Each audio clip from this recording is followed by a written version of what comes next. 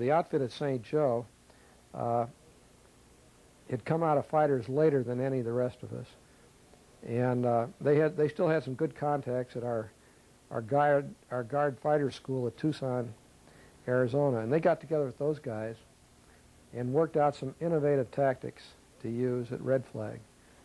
And they went into Red Flag, and here there's the so-called sort of new guys, and they watered everybody's eyes the way they got in and out without minimal casualties. And this sounded like real good stuff.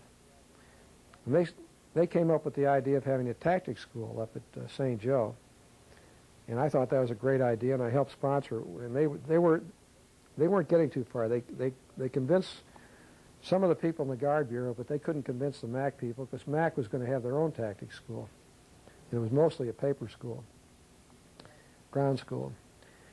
Well, by virtue of my position up at Scott, I was able to talk to the DCS operations, who at that time was Major General Cassidy. He and I were good friends. He agreed to hear their briefings, and the St. Joe people came over, and Director of Operations for the Guard Bureau came down, and we all got in a closed session with Cassidy and his key people. And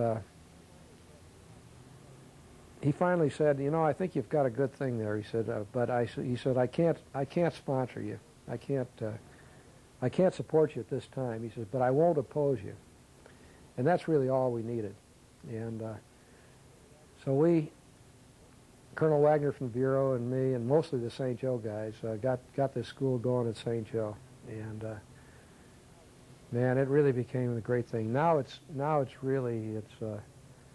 the tactics school for airlift, not only for the Air National Guard, but the Air Force Reserve, the regular Air Force people in MAC, and a lot of the NATO people. We get students up there from Australia, West Germany, England, Canada, and it's really a lifesaver. And